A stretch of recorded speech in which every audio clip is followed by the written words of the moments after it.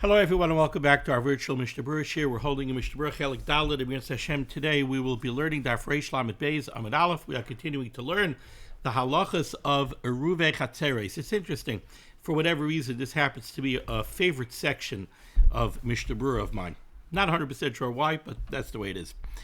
We pick up today on the bottom of Reish Lamed Aleph Amud Beis with Siman Shin Samach Vav Sif Ches. Our learning should be a schus for Achenu Kobeis Yisrael Hanasunim Batzaro Bashivia Ha'imdim Bein Bayamu Bein Bayabasha Hamakim Yerachem Aleihem V'Yitzei Mitzar L'Rvacha Me'afelu La'Oira Mishiba L'Geula Hashta Bagolo V'Zman Kariv V'Noimar Amen.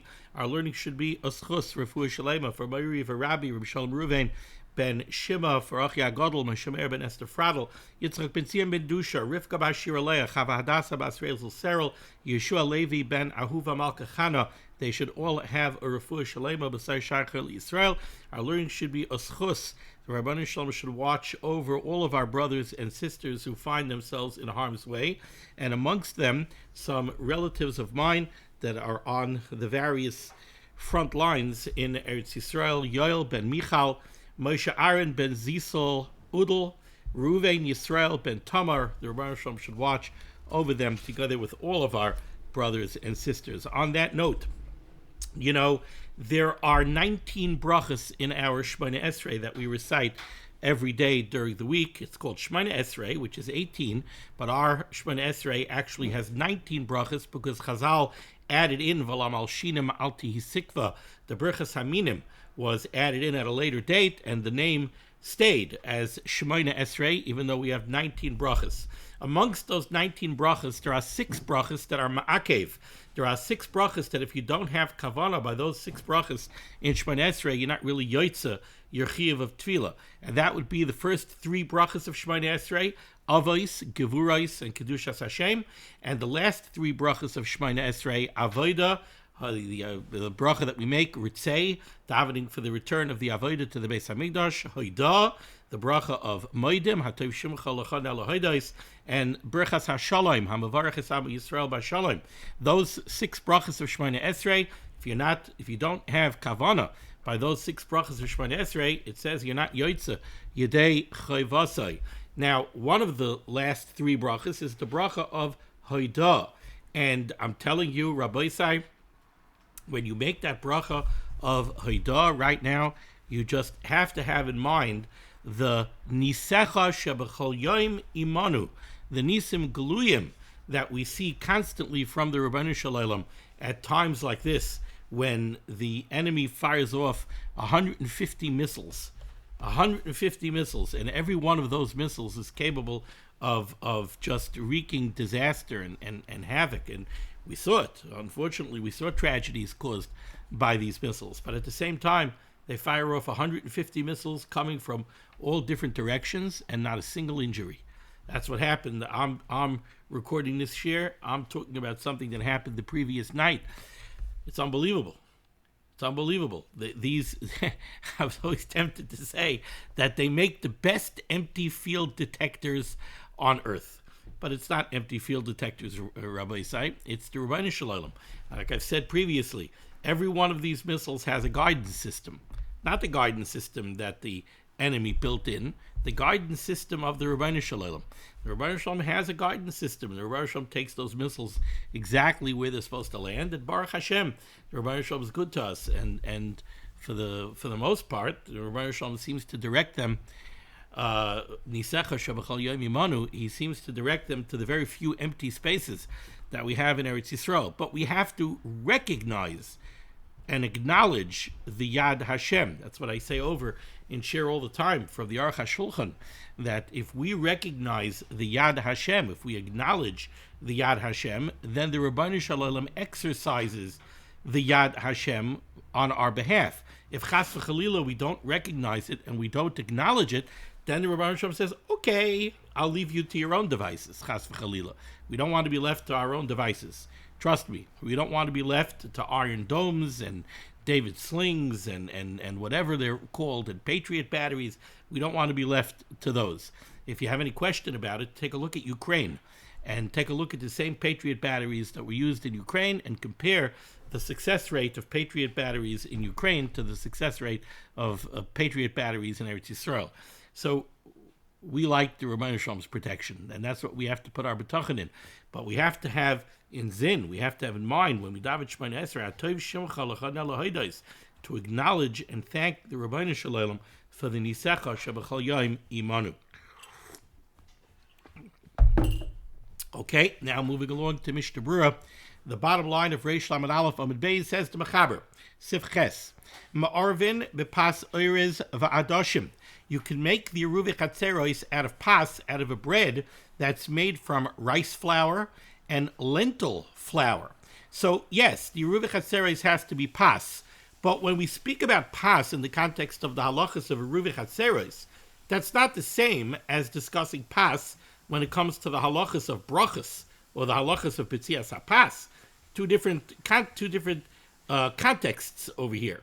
In the context of Eruvei Chatzeros, it has to be a pas where we could say that where a person places his pas, that's his ikar dira. So you can make it out of pas oirez v'adoshim, avaloi b'pas doichen, but not out of a bread that's made out of doichen, which we generally translate as millet. Says the Mishnah Berurah Cut Mem Zayin b'pas oirez v'adoshim. Why is this okay? Shederech ha'olam la'afaisai ula'achloi.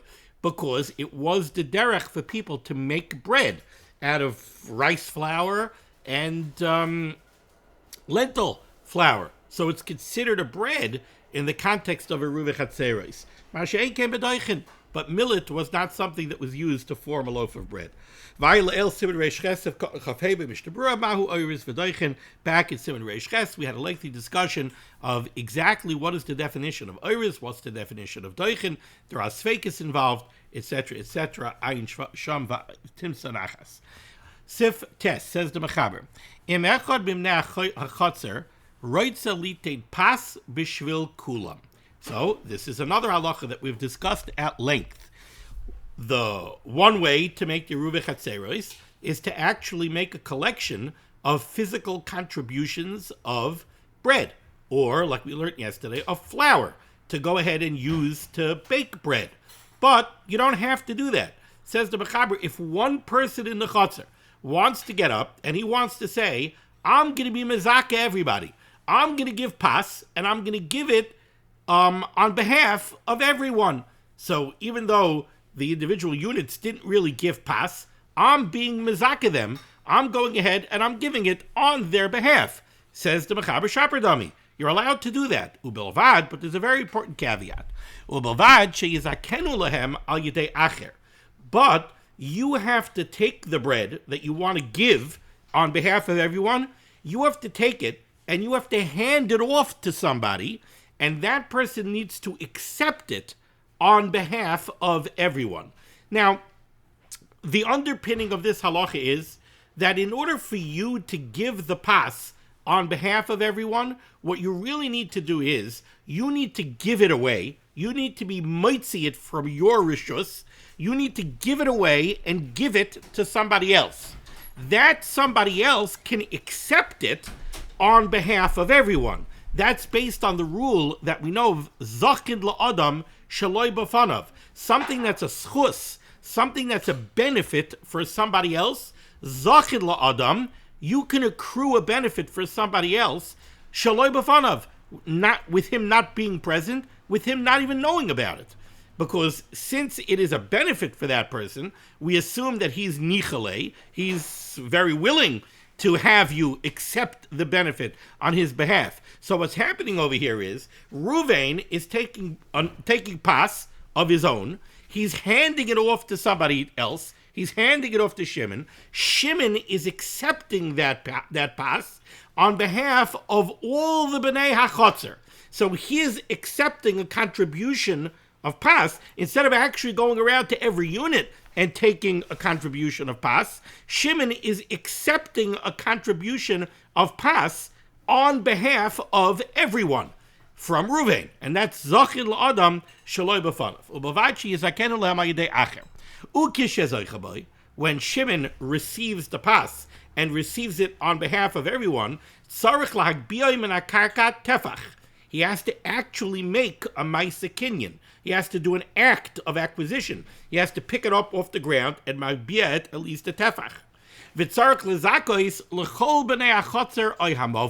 He has to have in mind that he's accepting it on behalf of everyone. So in the example that I keep on using, the bungalow colony with the 21 units, when Shimon accepts the pas from Reuven, he has to accept it on behalf of all 21 units, but not only that, he also has to have in mind that he's accepting it on behalf of any newcomers to the chutzner that will come over the course of the next 12 months. Generally speaking, we make the Eruv Chatzeros once a year on Erev Pesach. So on Erev Pesach, Shimon is going to accept the Erev on behalf of, let's say, the current 21 residents of the chutzner, but he also has to have in mind that if over the course of the year more people move in, so maybe by the end there'll be 26 residents, he is now accepting the Erev contribution on behalf of those newcomers as well, even though they're not here yet, so that if they move in the middle of the year, they'll be covered by the Eruv Chatzeros. Says the Mishnah Berurah, he could accept it on behalf of everyone, even though they're not even here. So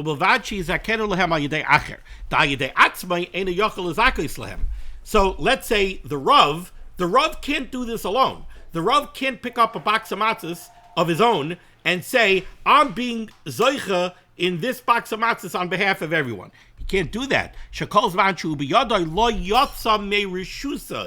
It never left his rishus. What he needs to do is he needs to hand it off to somebody. He needs to hand it off to the shamish. The shamish will accept it, and he's accepting the Eruv Chatzeros on behalf of everyone. So when he accepts the box of matzahs from the Rav, it's as if he's accepting contributions from all of the residents of the chutzner. And again, why does this work? Because what he's doing is a schus for the residents of the chutzner. They wanted a Eruv Chatzeros. They needed a Eruv Chatzeros. Therefore, he could accept it on behalf of everyone. Again, Reuven, the Rav in our case, is giving it out. He's being moitzi it merishusai. The shamish is accepting it. So he is the one accepting the Erev contributions. He's accepting it on behalf of all of the residents. Ois katan nun al yedei acher dahainu sheyomer loy. In the case, well, we learned yesterday that really it's usually the gabai or the shamish handing it off to the Rav.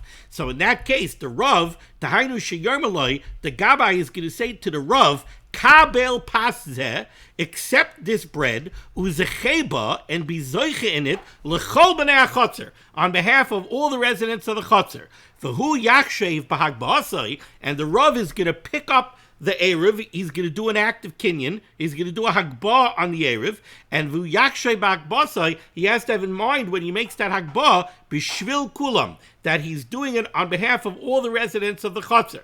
V'af shehem lo yaseu shliach lazeh. And this works even though not all of the residents of the chutzner called up the Rav and said, I want to make you a shliach to go make an Eruv Chatzeros, because zachad la'adam shaloi b'fanav v'hevi kishluchim, the rule kishlucham, the rule of Zachal Adar Shalai B'fanav makes it as if he is a shliach of theirs.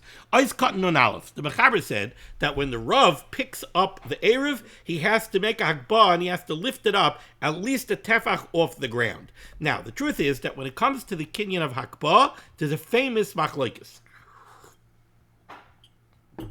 When you lift up an object to make a kinyan of hagbah, how high off the ground do you have to lift it?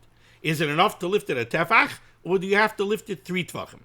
Interesting. Can you guess why there's a shita that says you have to lift it 3 tvachim? Anybody guessing? Oh, very good. You got it.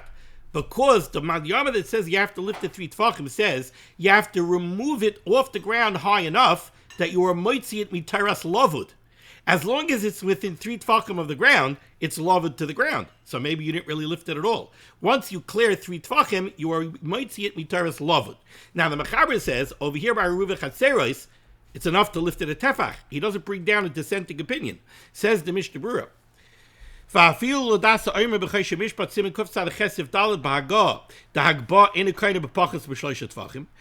though we have disappointed that Hagbah needs 3 tvachim, over here, even according to that Madiyamar, we're dealing with this Takanas Chazal of Eruv Chatzeres, then we're making the Sagbi B'Hagbah Tefach, and it's enough to lift it a Tefach. Kosav Taz, there's an interesting Taz who writes, Tehu hadin im henichai laha'eruv al yadai hataluya ba'avir. When we say that the Rav has to make Hagbah and he has to lift it off the karka, off the ground, at least a tefach, that's assuming that it's on the ground. How about if it's not on the ground? How about if the Rav holds out his hands like this, and the Gabbai goes ahead and takes the Eruv and places it in the Rav's hands, and the Rav's hands are more than a tefach off the ground, or they're more than even 3 tvachim off the ground. But the Rav never made a Hagbah. He's just holding out his hands, and the Gabbai is putting the Eruv into his hands. Does that work? Says the Taz, no.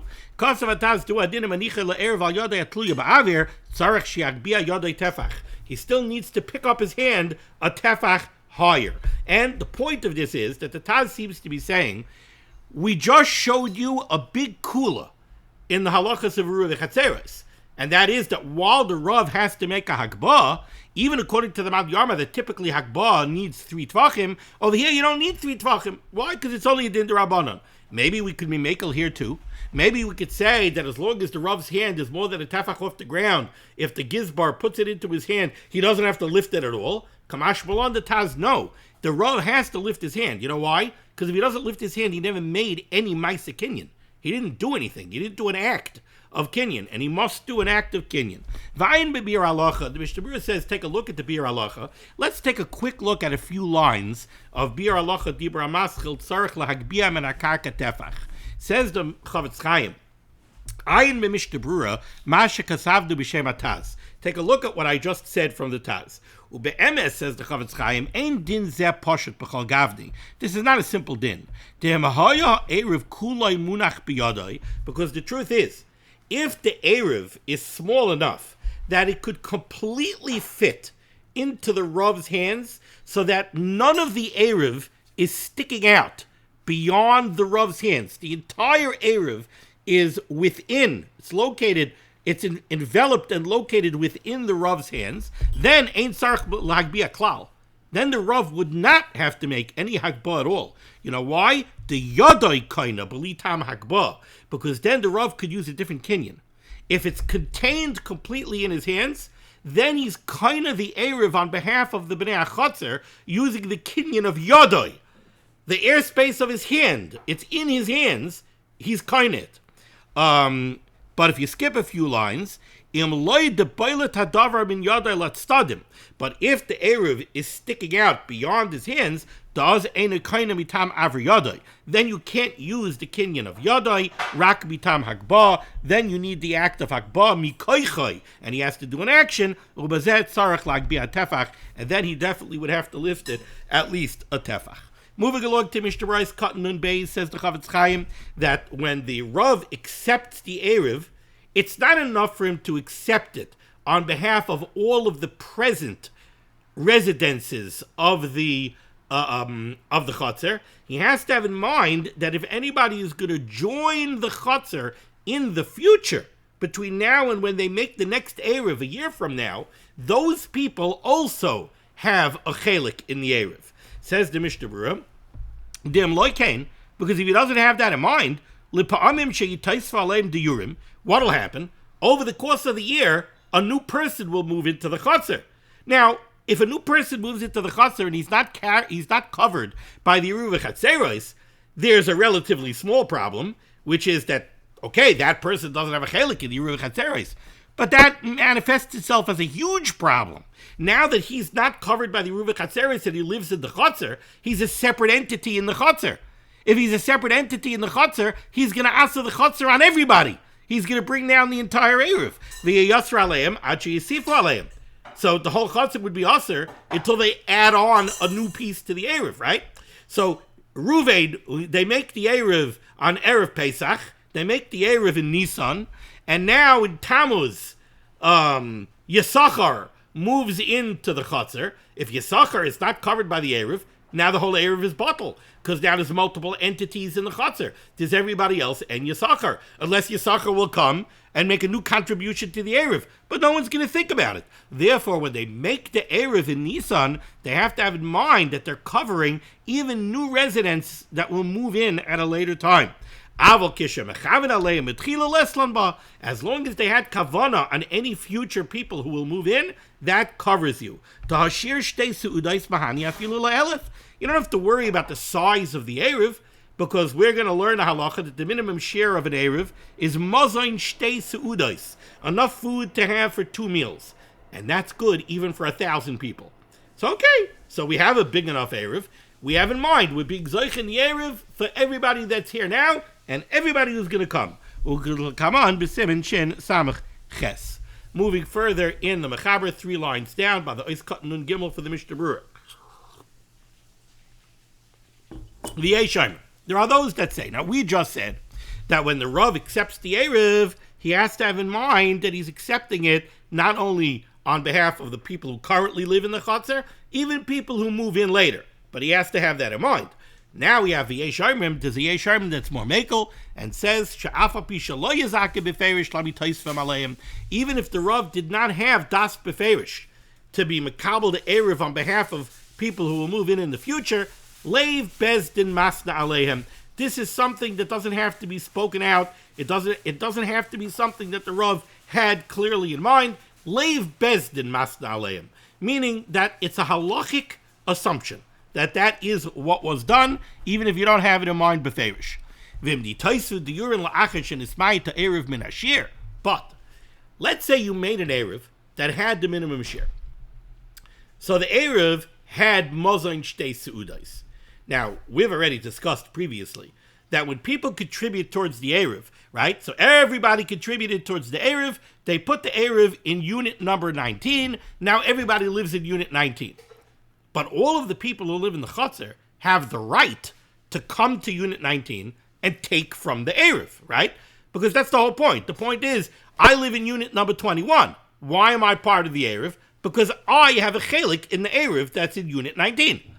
And it's my pas, which means I'm entitled to eat from it. So let's say there's 21 people in the Chatzar.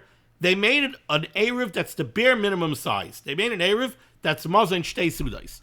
Now, the guy from Unit 20 comes and takes a piece. And then the next day, the guy from Unit 18 comes and takes a piece. Now there's no longer mazayin shtei sudais. Is it okay? The halach is yes. As long as you made the Erev with the minimum share, and mazayin shtei sudais is enough even for 1,000 people, right? If the Erev becomes smaller over the course of the year, that's okay. It was made with the proper size. Even if people take from it and it becomes smaller, that's okay. Against that backdrop, says the Mechaber like this. But let's say what happens is like this. They make the Erev in Nisan. Mazayin shtei sudais. Nisan, Iyar, Tammuz, Sivan, Tammuz. Now in Av, by the time Av rolls around, you don't have mazayin shtei sudais anymore. You only have mazayin suda achas. Okay, you're still good, because when the Erev was made, it was the proper size, right? But now, in Av, a new person moves into the Chatzar. Now, he only becomes covered by the Erev when he moves in. Even though the Rav accepted it on behalf of all the future Diurim back in Nisan, but this guy wasn't there in Nisan. This guy moved in Av. So when does he become covered by the Erev? When he moves in Av. But in Av, the Erev is too small. In Av, the Erev is only mazayin suda akas. So again, realize what's going on here. As long as you start off an Erev with the proper size, even if it becomes smaller, it's okay. But for this person, the Erev was not started off with the proper size. This person moved in Av. He becomes covered by the Erev in Av. In Av, it's only mazayin suda akas. So for him, it was never the proper size, even from its inception, as far as he goes. So some say that that's a problem. Says the Mechaber, if a new resident moves in, but after the Erev already became too small, then you have to add for him. So again, normally, you don't have to add to the Erev, even if it becomes smaller. But if a new guy moved in after the Erev was already too small to be considered starting a fresh Erev, and for him you are starting a fresh Erev now because he just moved in, then you have to add on his behalf. Says the Mishnah Berurah, Ois Cotton Nun Gimel. So we had a Yesh Oimrim over here that said that if there's a Yesh Oimrim, right? That's what the Mishnah Berurah is going to focus on. The way the Mechaber is written is, there's a Yesh Oimrim that even if the Rav didn't have in mind future residents, Leiv Bezdin Mastalev. Says the Mishnah Berurah, Lashon B'Kutzer. The Lashon of the Mechaber over here is really kind of abridged. The Me'ikar Adin B'Vadei Einikin. Me'ikar Adin, this doesn't work. Me'ikar Adin, you should not be soymech on this kula. Nobody holds that this kula is lechatchila. Leiv Bezdin Mastalev. Ela de Bizmanenu Yesh Lismay Chazeh. But nowadays we could rely on it. Why? We know that we make it a Ruva Chaseres once a year. So mistama anu mechavdin gam ala anashim shemitaisvim b'meshach hashana. In other words, back in the day, maybe they made a new Ruva Chaseres every week, or they made it more often. But nowadays we don't. We don't make it a Ruva Chaseres more than once a year, and we know new people move in over a year. Most communities, over a year, people move out, people move in, so that you know that going in. So the halakhic assumption is that since you know that, you really had it in mind, even if you didn't realize that you had it in mind. But you really did have it in mind. If somebody would have stopped you and would have said, are you thinking about people who move in? Well, yeah, I mean, I guess people are going to move in over the year, so I have them in mind as well. The truth is, if you take a look inside the Beis Yosef, the Mechaber on the tour, you'll see that that's the way he writes it.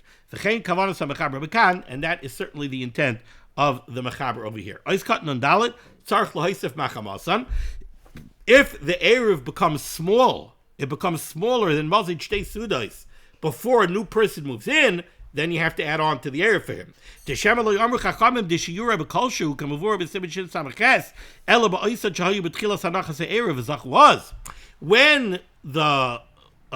the Chazal said this Chidush, that the minimum size of the Erev is Mazid Shtei Sudais, but if it becomes smaller over the year, it's still okay. They only said that for the people that live there from the time of the inception of the Erev. They had a good Erev when the Erev was started. It was Mazid Shtei Sudais, so it continues to work even if it got smaller than Mazid Shtei Sudais. But the people who moved in now, they were never there when the Erev was Mazid Shtei Sudais. Loizach was. They weren't. You can't say that they were really zoich in the Erev before they moved in. They weren't here. For them, the Erev is serving them. It's beginning to serve them now, and now it's less than Mazid Shtei Sudais. Since now it's not big enough, it can't work for them. And that's why, even if you had in mind when you made the Erev, I have in mind everybody who's going to move in, but it has to have a big enough shear when they move in. Says to the Chavetz Chaim, therefore what you really have to do is, you really have to make sure that the Erev always retains its minimum size of Mazid Shtei Sudais. So if somebody comes and takes for the Erev, right away add on a piece to the Erev to keep it at Mazid Shtei Sudais. Okay, Sif Yud, says the Mechaber. So somebody is going to make the Eruv Chatzeros. He's making the Eruv Chatzeros on behalf of all of the residents of the Chatzer. He wants to take the Erev and he wants to hand it off to somebody else, and that person is going to accept it and be zoiche in it on behalf of all the Bnei HaChatzer. Now, in an ideal situation, we said that the Rav and the Gabbai, they'll get together, maybe in the shul or maybe in the Rav's house. The Gabbai will pick up the Erev, he'll hand it off to the Rav will be zoiche in it for everybody in the town. This is not a perfect situation.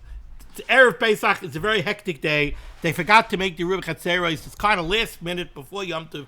The Rav wants to make the Eruv Chatzeros. He needs another person, right? You need to be handing it off to somebody.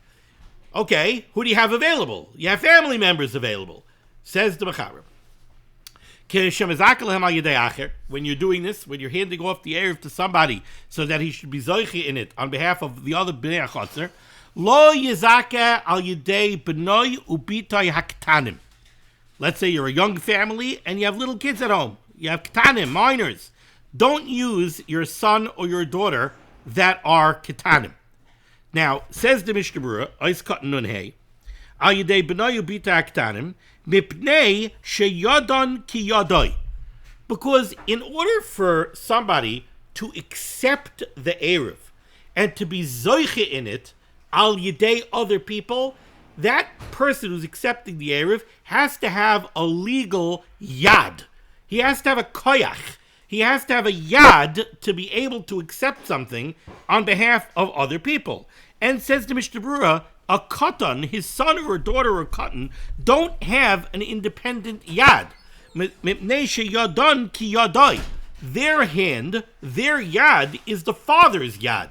They're not old enough to have a koyach. They're not old enough to have a yad when it comes to making kinyanim and to be zoiche for other people. They're just an extension of their father. When their father takes the Erev and hands it off to them, he didn't really do anything. He wasn't moitzi it me rishusai. He didn't put it out. He didn't give it away because he gave it to his son or daughter who's a katan or a ketana. That doesn't constitute giving it away. Yadai ki yadan ki yadai. Their hand, your hand, same thing. So you never gave it away. That's what the Mishnah Berurah says. Yadan ki yadai vim kein lo yatsa davar b'rishusai. You never gave it away. By giving it to your ben or bas, that's a katan or a ketana, you didn't give it away. Next piece in the Mechaber. Another chiddush. This is true. Afilu im einam smuchim al shulchanoi. This is true, even if you have a son or a daughter who's a katan or a ketana, but you don't support them. The truth is, halachically, a father is not mechuyev to support definitely his son who's a katan. Believe it or not, father is not really al pi Torah mechuyev to support his son who's a katan. So let's say you have a very poor family and you have a son who's a katan, and he's not soimach al shulchan aviv. He's not being supported by his father. He's independent. He goes out, he works, he makes money, and he supports himself.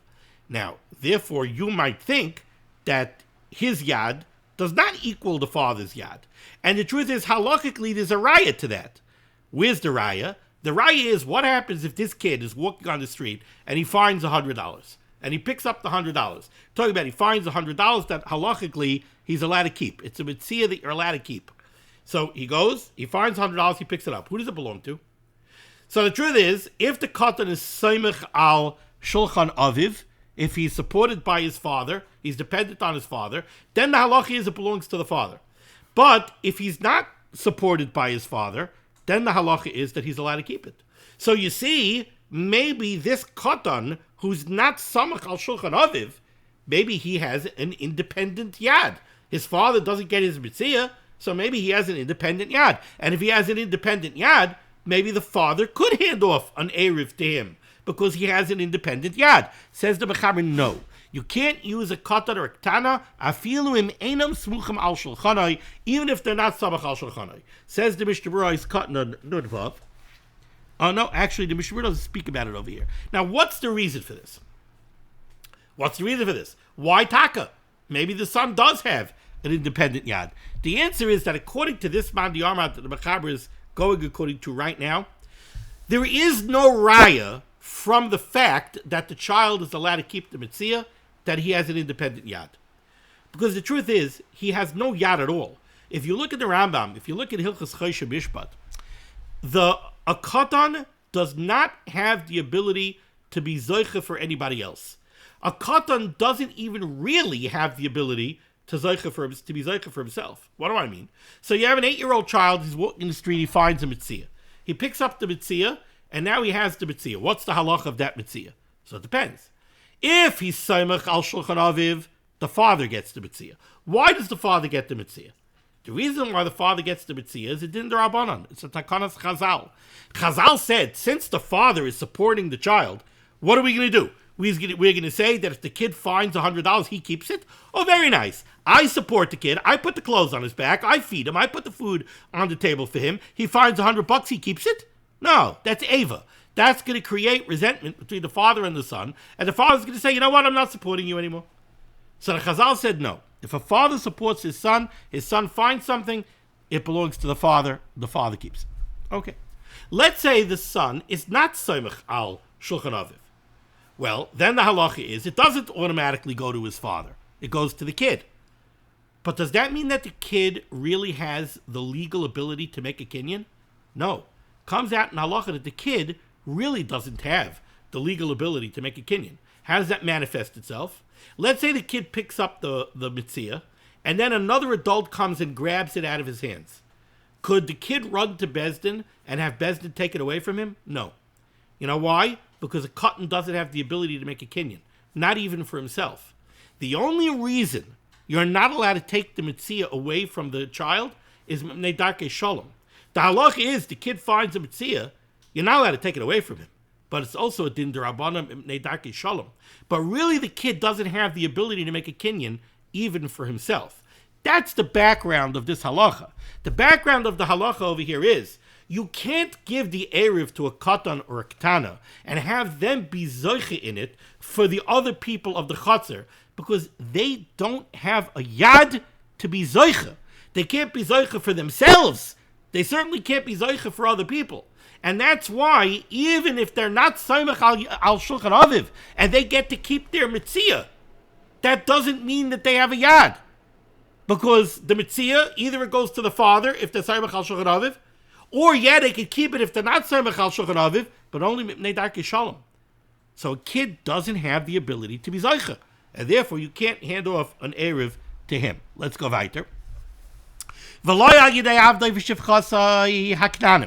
You can't hand off the erev if you have an eved kanani or a shivcha kananis.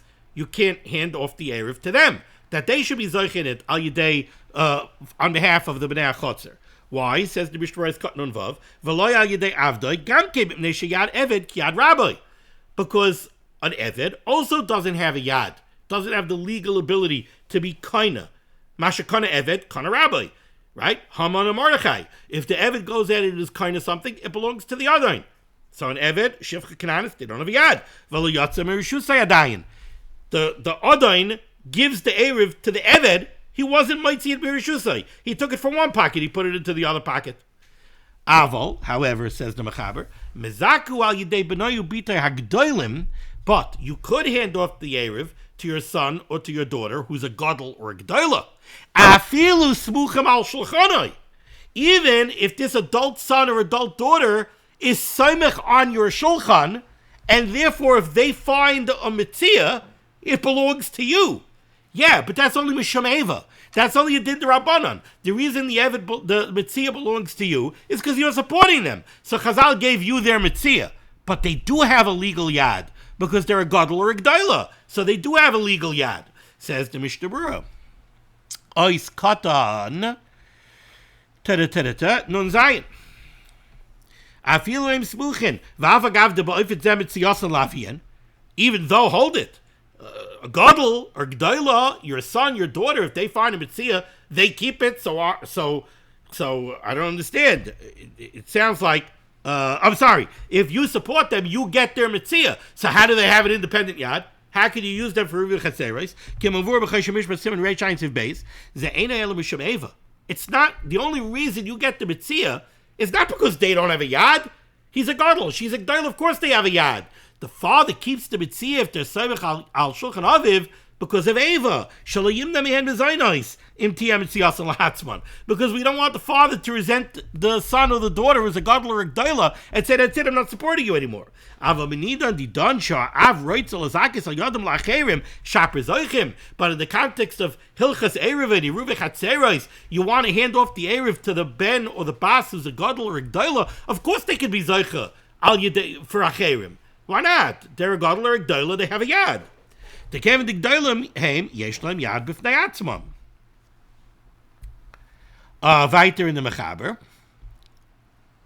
Val yedei avdoi v'shefchaso ye'ivrim. Here we get a chiddush. You could hand off the Erev to an Eved Ivri or a Shivcha Ivriya, an Amaha Ivriya, afilu ketanim, even if they're ketanim. Now wait a second. How could you hand off the Erev to a katan or a ketana? How do they have a yad? So this is a big chiddush. Says the Mishnah Berurah is katan ches, afilu ketanim. V'havav shei katan zoichel acher b'chamakim. Even though it's a meferish gemara in Masechtas Gittin that a katan or a ketana can't be zoicha for acherim, so how can you hand off any Ruvei Chatzeres to them? Hacha be'erev shu midrabanan ba'alma hekelu ba'avdei v'shevchasai. Your Ruvei Chatzeres din derabanan were mekel by an Amma Ivriya, an Eved Ivri. You could give it to them to be zoicha for the other b'nei hachatzer, even if they're ketanim, says the Mishnah Berurah. So why don't we make the same kula by benoyu bitoy haketanim? Yeah, they don't have a yad, but so what? The Ruvei Chatzeres derabanan. Says the Mishnah Berurah, they were makel by an Eved and a Shivcha.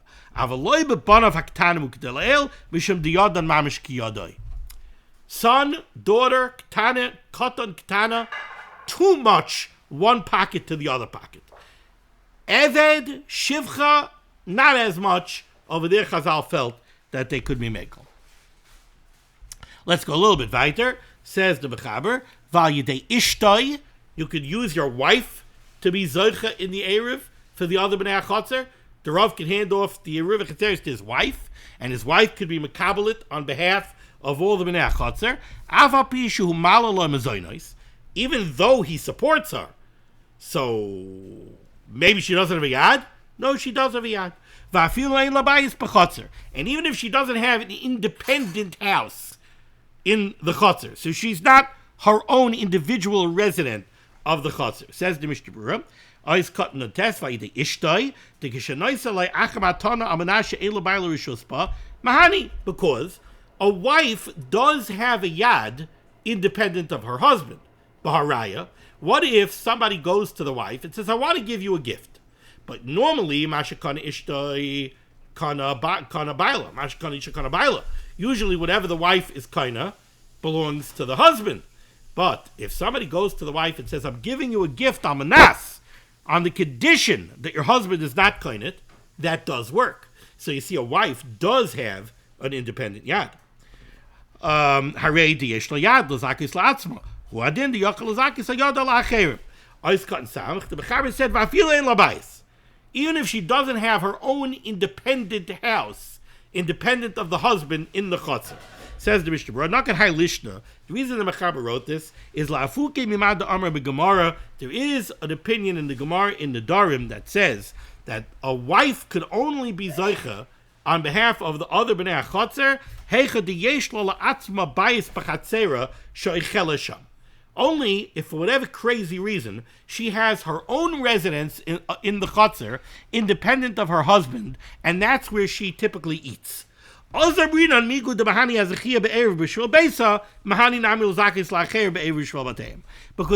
migui. What's the migui? Well, if she has her own independent house in the chutzner, then she definitely has to have an independent chelik in the Ruvei Chatzeres. Otherwise, she would be a separate entity in the chutzner, and she would bring down the Erev. She would answer on everybody. So in that case, we say, since she has a yad to be part of the Ruvei Chatzeres on her own, for her own bias, she could also be zoicha in the Ruvei Chatzeres for everybody else. But if she doesn't have her own independent home, then not. Okay, we're going to stop over here. We'll continue next time with the VA Shairim, 4 lines off the bottom. Thank you so much for joining me for Limud HaTorah. The schus of Limud HaTorah should be making against Klal Yisrael. The Baruch Shem should send Yeshuas, Refuas, Parnasset, Sheduchim to those in need. We should be zoicha to see the B'Yeskel Tzedek B'Meher V'Yameinu. Amen. Be well.